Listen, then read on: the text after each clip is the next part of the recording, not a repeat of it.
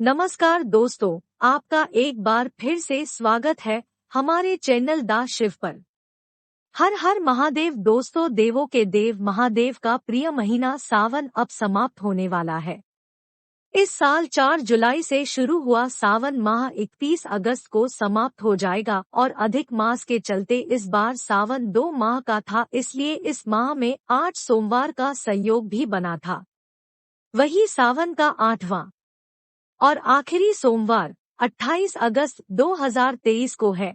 और दोस्तों, इस बार सावन का आखिरी सोमवार बेहद ही खास माना जा रहा है, क्योंकि इस दिन सावन, पुत्रदा एकादशी, सोम प्रदोष व्रत, आयुष्मान योग का संयोग बन रहा है। और ऐसे में दोस्तों, अगर आप भगवान शिव के वाहन नंदी जी के कान में ये 2 चमत्कारी शब्द बोल देते हैं तो आपकी हर इच्छा और हर मनोकामना मात्र 24 घंटे में पूरी हो जाएगी। तो दोस्त, तो अगर आप भी महादेव और नंदी महाराज की कृपा अपने जीवन में पाना चाहते हैं तो सच्चे दिल से कमेंट बॉक्स में लिखें हर हर महादेव, ओम नमः शिवाय, जय नंदी महाराज। और वीडियो को लाइक करना ना भूले दोस्तों। भागशिव की सबसे प्रिय गणों में से एक है नंदी। नंदी जी कैलाश पर्वत के द्वारपाल भी है। आप सभी ने देखा होगा कि प्रत्येक शिव मंदिर में शिवलिंग के सामने कुछ दूरी पर नंदी जी विराजमान रहते हैं। कई लोग जब मंदिर जाते हैं तो नंदी के कानों में अपनी मनोकामना बोलते हैं। ऐसी मान्यता है कि नंदी के कानों में अपनी मनोकामना बोलने से वह जरूर पूरी हो जाती है। लेकिन कई लोग सिर्फ भगवान शिव की पूजा करके ही घर चले जाते हैं, लेकिन भगवान शिव के साथ नंदी की पूजा करना भी बेहद महत्वपूर्ण है। कथा कहानियों के अनुसार भगवान शिव ने नंदी को वरदान दिया था कि जहां उनका वास होगा वह आनंदी हमेशा विराजमान रहेंगे। दोस्तों, कथा अनुसार नंदी अल्पायु थे, लेकिन शिव भक्ति से इनका मरने का डर खत्म हो गया और शिवजी ने इन्हें अपना वाहन बना लिया। शास्त्रों में नंदी के जन्म की कथा है, वो है कि पुराने समय में नाम के ब्रह्मचारी आकर्षित है। शिलाद मुनि ने विवाह नहीं किया था, इस कारण उनके पितर देवता चिंतित रहते थे। पितरों की चिंता का कारण यह था कि शी के बाद उनका वंश खत्म हो जाएगा। एक दिन पितर देवता शिलाद मुनि के सामने प्रकट हुए और उन्हें अपनी ये चिंता बताई। पितृदेव ने कहा कि तुम ब्रह्मचारी रहोगे तो हमारा वंश खत्म हो जाएगा। हमारा वंश आगे बढ़ सके, इसके लिए तुम्हें कुछ करना चाहिए। भीतर देवता की चिंता सुनकर मुनि ने शिवजी को प्रसन्न करने के लिए तप किया। शिवजी मुनि की तपस्या से प्रसन्न हो गए। मुनि के सामने शिवजी प्रकट हुए। शिवजी ने शिलाद मुनि से वरदान मांगने के लिए कहा। शिवजी से शिलाद मुनि ने वरदान में एक पुत्र मांगा। शिवजी ने शिलाद मुनि की इच्छा पूरी होने का वरदान दे दिया और अंतर ध्यान हो गए। कुछ समय बाद एक दिन शिलाद मुनि खेत में हल चला रहे थे। उस समय उन्हें खेत में से एक छोटा बच्चा मिला। शिलाद मुनि ने उस बच्चे को अपना पुत्र मान लिया और उसका नाम रखा नंदी। शिलाद मुनि नंदी का पालन करने लगे। शिलाद मुनि ने नंदी को सभी वेदों का ज्ञान दिया। एक दिन शिलाद मुनि के आश्रम में कुछ अन्य संत महात्मा आए। संतों ने शिलाद मुनि को तो लंबी उम्र और सुखी जीवन का आशीर्वाद दिया, लेकिन नंदी को कोई आशीर्वाद नहीं दिया। इस बारे में मुनि ने संतों से बात की तो संतों ने बताया कि नंदी की उम्र ज्यादा नहीं है, ये अल्पायु है। संतों की बात सुनकर शिलाद मुनि दुखी रहने लगे। जब नंदी ने पिता को दुखी देखा तो उन्होंने इस दुख की वजह पूछी। मुनि ने नंदी को संतों की बात बता दी। जब नंदी को मालूम हुआ कि वह अल्पायु है तो उन्होंने अपने पिता से कहा कि आप चिंता ना करें, संतों की भविष्यवाणी सच नहीं होगी। नंदी ने शिवजी को प्रसन्न करने के लिए तपस्या शुरू कर दी। कठिन तपस्या से शिवजी प्रसन्न होकर नंदी के सामने प्रकट हुए। शिवजी नंदी से कहा कि तुम मेरे ही अंश हो, इसीलिए तुम्हें मृत्यु से डरने की जरूरत नहीं है। शिवजी ने नंदी से वरदान मांगने के लिए कहा तो नंदी ने कहा कि आप मुझे अपनी सेवा में रख लीजिए। शिवजी ने नंदी की इच्छा पूरी करने के लिए उन्हें अपना वाहन बना लिया। इसके बाद नंदी शिव के वाहन बने और उनके प्रिय गण भी बन गए। तब से नंदी हर समय शिवजी के साथ ही रहते हैं। इस मान्यता की वजह से शिवजी के हर मंदिर में शिवलिंग के साथ ही नंदी भगवान की प्रतिमा भी जरूर होती है और शिव मंदिर में लोग नंदी जी के कानों में अपनी मनोकामना बोलने के बाद ही बाहर आते हैं। कहा जाता है कि शिवजी अधिकतर अपनी तपस्या में ही लीन रहते थे। उनकी तपस्या में विघ्न न पड़े इसलिए नंदी जी हमेशा शिव जी की सेवा में तैनात रहते थे। जो भी भक्तगण शिव जी के दर्शन करने आते थे वह अपनी बात नंदी के कानों में बोलकर चले जाते थे। नंदी जी से कही गई बात शिवजी तक जाती है, इसलिए लोग मंदिरों में शिवजी के कानों में अपनी मनोकामना बोलते। मान्यता ये भी है कि शिवजी ने नंदी जी को खुद ये वरदान दिया था कि जो तुम्हारे कान में अपनी मनोकामना कहेंगे उस व्यक्ति की सभी इच्छाएं जरूर पूरी हो जाएंगी। दोस्तों, नंदी के कान में अपनी समस्या या मनोकामना कहने के कुछ नियम होते हैं और उनका पालन करना बहुत आवश्यक होता है। जैसे कि कोई भी मनोकामना कहने से पहले नंदी की पूजा अवश्य करे और नंदी के कान में अपनी मनोकामना कहते समय इस बात का ध्यान रखे कि आपकी कही हुई बात कोई और न सुने। दोस्तों, अपनी बात इतनी धीमे कहे कि आपके पास खड़े व्यक्ति को भी उस बात का पता न लगे। दोस्तों, अपनी बात नंदी के किसी भी कान में कही जा सकती है, लेकिन बाएं कान में कहने का अधिक महत्व है और अपनी बात कहते समय अपने होठों को अपने दोनों हाथों से ढक ले ताकि कोई अन्य व्यक्ति उस बात को कहते हुए आपको ना देखे। दोस्तों, नंदी के कान में कभी भी किसी दूसरे की बुराई, दूसरे व्यक्ति का बुरा करने की बात ना कहे और नंदी को अपनी मनोकामना बोलने के बाद उनके सामने कोई चीज भी भेंट करे, जैसे फल, धन या फिर प्रसाद। दोस्तों, अब बात करते वो चमत्कारी शब्द जो आपको अपनी मनोकामना पूरी करने के लिए नंदी जी के कान में बोलना चाहिए। दोस्तों, शास्त्रों में ओम शब्द को पूरे ब्रह्मांड का प्रतीक माना गया है, इसलिए नंदी के कान में अपनी कामना बोलने से पहले ओम शब्द का उच्चारण करना चाहिए। इससे आपकी मनोकामना भगवान शिव तक जल्दी पहुंचती है। साथ ही आपको ओम नमः शिवाय का 11 बार नंदी जी के कान में जाप करना चाहिए, जिससे आपकी सभी मनोकामना जल्द से जल्द पूरी हो जाती है। वहीं दोस्तों, कहा जाता है कि व्यक्ति को अपनी मनोकामना नदी के बाएं कान में बोलनी चाहिए। इस कान में मनोकामना बोलने का अधिक महत्व है।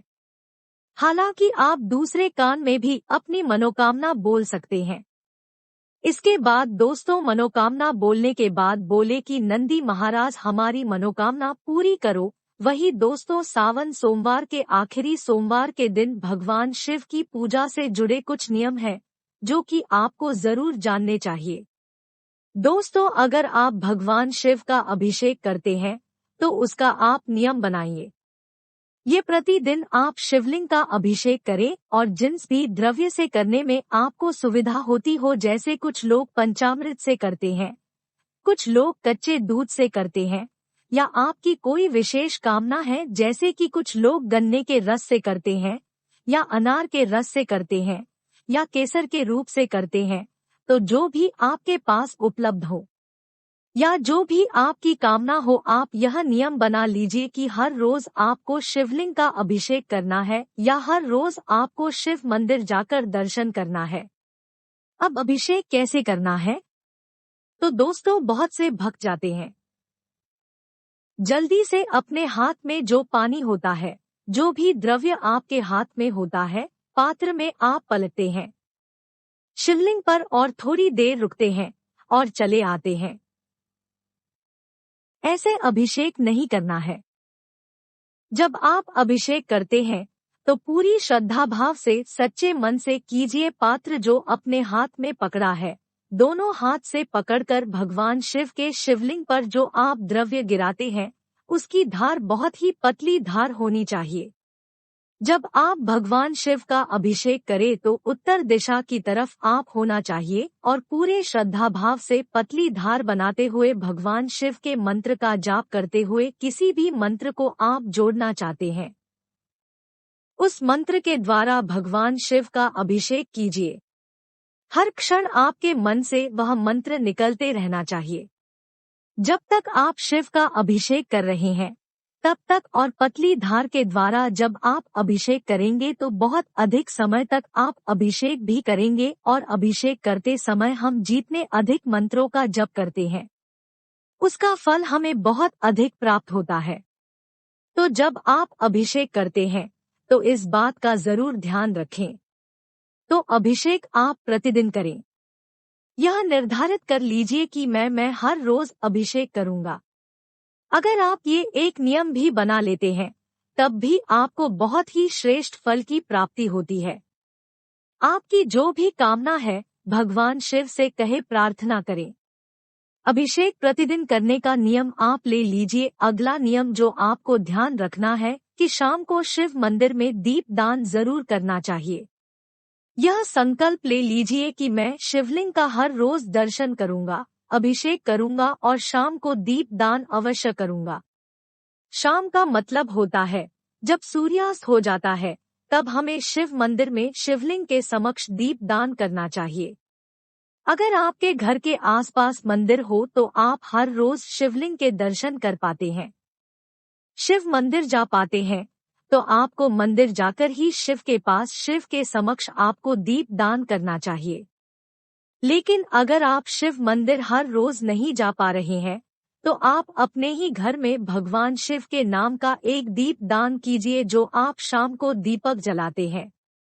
जैसे कि हर रोज हम शाम को संध्या वंदन करते समय जो दीपक जलाते हैं उसके अलावा ये दीपक अलग से होगा जो भगवान शिव की जो भी आपके पास प्रतिमा शिवलिंग फोटो मौजूद है उसी फोटो के सामने आप अपने मन में भगवान शिव का स्मरण करते हुए दीपक को जला दीजिए। थोड़ी देर तक वहां बैठकर ओम नमः शिवाय का जाप कीजिए। इस प्रकार से आपको दीपदान प्रतिदिन करना है। ये नियम बना लीजिए कि रोजाना आप दीपदान करेंगे। चाहे मंदिर में कर पाए तो मंदिर में कीजिए, मंदिर में नहीं कर पाते हैं तो वो लोग अपने घर में ही भगवान शिव के नाम का एक दीपदान करेंगे। अपने घर में ही भगवान शिव के नाम का एक दीपदान करेंगे। अब आप पूछेंगे कि देवदान किस चीज का करना है? मिट्टी का दीपक ले, आटे का दीपक ले, कोई भी दीपक जो आपके पास उपलब्ध हो, मिट्टी का दीपक हो, आप मिट्टी का दीपक ले सकते हैं। या आपके पास आटे का दीपक हो तो आप आटे का दीपक भी हर रोज बनाएं क्योंकि आटे का दीपक आपको हर रोज बनाना पड़ेगा और मिट्टी का दीपक भी आपको हर रोज नया ही लेना पड़ेगा। प्रतिदिन नया दीपक हमें प्रज्वलित करना होता है। तो अगर आप घर में दीप दान कर रहे हैं तो आप कोई भी धातु का दीपक भी प्रयोग कर सकते हैं। तो हर रोज आप साफ करके उसे प्रयोग करेंगे और उसमें आपको क्या डालना है, घी या तेल, यह आपके अपने सामर्थ्य पर। अगर आप शुद्ध घी का प्रयोग करते हैं तो सर्वाधिक श्रेष्ठ, लेकिन आपके पास शुद्ध घी उपलब्ध नहीं है तो आप दीपदान करते समय तिल के तेल का प्रयोग भी कर सकते हैं, पर दीपदान अवश्य करें।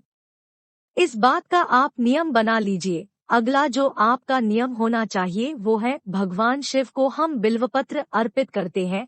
उसका दोस्तों भगवान शिव को बेलपत्र बहुत प्रिय है, तो बिल्वपत्र आप किस प्रकार से अर्पित करें जिससे वो आपकी कामना पूर्ण करे। तो दोस्तों आपको 21 बिल्वपत्र लेने हैं। अगर आपकी कोई विशेष कामना है तो देखिए हमें थोड़ा प्रयास तो करना पड़ता है। तो अगर हमारे मन की कोई विशेष इच्छा है और हम चाहते हैं कि भगवान भोलेनाथ प्रसन्न हो और इस समय में तो बेलपत्र बहुत आसानी से उपलब्ध हो जाता है, तो आप 21 बेलपत्र हर रोज भगवान शिव को अर्पित करें। किस प्रकार से अर्पित करेंगे वो हम आपको बताते हैं। बिल्वपत्र खंडित नहीं होने चाहिए, बिल्कुल साफ सुथरे शुद्ध बिल्वपत्र होने चाहिए। हर बिल्वपत्र पर आप चंदन से ओम नमो शिवाय लिखेंगे। सफेद चंदन द्वारा आप ओम नमः शिवाय लिखेंगे और इन सभी बिल्व पत्रों की आप माला बनाएंगे। सफेद धागे से इन सभी बिल्व पत्रों को एक साथ माला का स्वरूप दीजिए और यह माला ले जाकर आप शिवलिंग पर अर्पित कीजिए। प्रतिदिन का यह नियम बना लीजिए कि हर रोज 21 बिल्वपत्रों की माला मैं भगवान शिव को अर्पित करूंगा। आपकी जो भी कामना है भगवान शिव से कहिए और संकल्प के साथ इस नियम का पालन कीजिए। अगर प्रतिदिन आप 21 बिल्वपत्र की माला अगर भगवान शिव को अर्पित करते हैं तो बहुत ही शीघ्र मन की समस्त कामनाएं पूर्ण हो जाती है, पर ये नियम के साथ होना चाहिए। अगला जो नियम आपको धारण करना चाहिए वह है सफेद आकड़े के फूल, जो कि भगवान शिव को बहुत प्रिय है। सफेद आकड़े के फूल ना मिले तो दूसरा वाला आकड़ा जो लाल भी होता है आप उसका भी प्रयोग कर सकते हैं, लेकिन सफेद मिल जाए तो अति उत्तम आकड़े के फूल आपको 108 लेने चाहिए। 108 फूलों की माला आपको बनानी चाहिए। आकड़े के फूल गुच्छे में मिलते हैं तो बहुत थोड़े से फूलों में ही आपकी 108 हो जाते हैं। जब आप गिनेंगे तो इनकी भी आपको 108 फूलों की माला बनाकर शिवलिंग पर अर्पित करें। तो प्रतिदिन आप यह नियम भी ले सकते हैं कि मैं हर रोज 108 फूलों की माला भगवान शिव को अर्पित करूंगा। जब अभिषेक करें तो 108 फूलों की माला भगवान शिव को अर्पित करें। 108 फूल ना मिले तो क्या करें? तब आप 21 फूल लेकर इसकी भी माला बनाकर भगवान शिव को अर्पित कर सकते हैं। हर रोज अगर आप सफेद आकड़े की पुष्पों की माला भगवान शिव को अर्पित करते हैं तो मन की कोई भी कामना हो, धन से संबंधित या संतान से संबंधित समस्या हो, आपकी आजीवन में आपको सुख समृद्धि चाहिए और भी कोई समस्या आपकी हो सकती है, किसी भी समस्या के लिए आप यह उपाय करें। संकल्प लेकर जब कोई भी उपाय करते हैं कि यह काम में पूरे सावन करने वाला हूँ या करने वाली हूँ तो वो आपकी कामना भगवान शिव अवश्य पूर्ण करते हैं। इसी प्रकार से आपको यह नियम पूरे सावन लागू करना है। मतलब पूरे सावन में आप इनमें से कोई भी एक नियम बना लीजिए कि पूरे सावन में इनमें से एक नियम का तो मैं जरूर पालन करूंगा, और अगर आप सारे नियम कर पाते हैं तब तो अत्यंत श्रेष्ठ है। तो हम उम्मीद करते हैं आप लोगों से कि आप इस सावन के आखिरी सोमवार में कोई ना कोई उपाय जरूर करेंगे और इनमें से किसी भी एक नियम के द्वारा भगवान शिव की पूजा आराधना कीजिए। कोई भी एक नियम का पालन कीजिए तो भगवान शिव की कृपा आपको अवश्य प्राप्त होगी। उम्मीद करते हैं आज की वीडियो से आपको लाभ अवश्य होगा। तो दोस्तों आशा करते हैं आपको हमारी दी गई जानकारी पसंद आई होगी। अगर आपको वीडियो अच्छा लगा हो तो वीडियो को लाइक जरूर कीजिएगा और चैनल को सब्सक्राइब करना ना भूलें।